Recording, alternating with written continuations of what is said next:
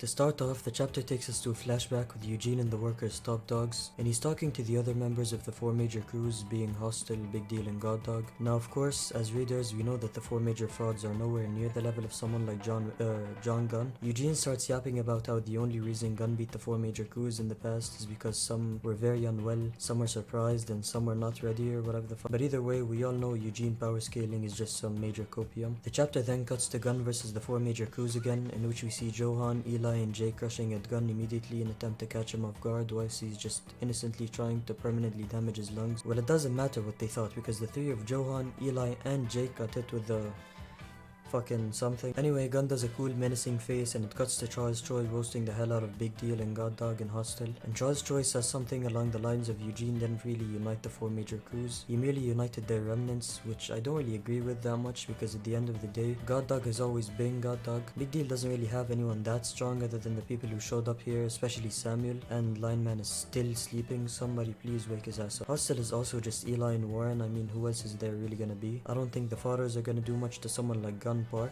Elite starts describing Gunn as a being that cannot be measured, as even though he's called the genius of training because he trains other people really well, he also develops his genius through training himself, and that's when the chapter cuts to him doing a mirror split, which happens to unfortunately get in the way of Max and Derek's craniums. Then you get Jason and Brad gassing themselves up because they managed to land a hit on the great John Gunn. Not that it did any damage, I mean I'm willing to bet that they would have hurt him more if they threw a fucking napkin at him, and that's when the star of the chapter makes his entrance. This man managed to hit Gunn 4 times in the same sequence and simultaneously do absolutely zero damage. Gunn then introduces us to his newly developed constipation stance, which then he proceeds to hit Jerry Kwan with an atomic bomb to the solar plexus, taking about 13 years off his remaining lifespan, and that's when Lookism's main character, Gong Dong's soap bubble Warren Che, decides to make an appearance. And he hits Gunn with a 1-inch punch, sending him back into the same constipation stance he was in 2 panels ago. This duo doesn't last long though, unfortunately, because after a measly couple of panels, Gunn grabs both of their heads and just sends them straight into the sky, and that's when Eli Jang gets back in the fight and hits Gunn with a Bruce Lee to the face. Unfortunately for Eli though, Gunn saw that one coming and he hit his ass straight back to chapter 459. His humiliation king starts to build up here as he exchanges blows with the 4 major crew heads. After a long and fierce fight between Gunn and the second generation, it's revealed that Gunn actually forgot why he was fighting in the first place, which was to retrieve the red paper, and that's when we see Yu Seong running off with the red paper and Gunn having the sheer look of utter betrayal and grief on his face because he couldn't get his ass whooped any longer. The chapter ends with Gunn being completely bloodlusted towards the second generation, and it's safe to assume that if Go Kim doesn't appear in the next chapter, or if maybe James Lee turns out to be Charles Troy's second body, then the second generation will be completely wiped out, unless obviously UI Daniel makes an appearance. Anyway, what are your thoughts on this chapter? Drop a comment below if you feel like it, or if you don't feel like it, then you can enjoy this very cool and Sigma outro song.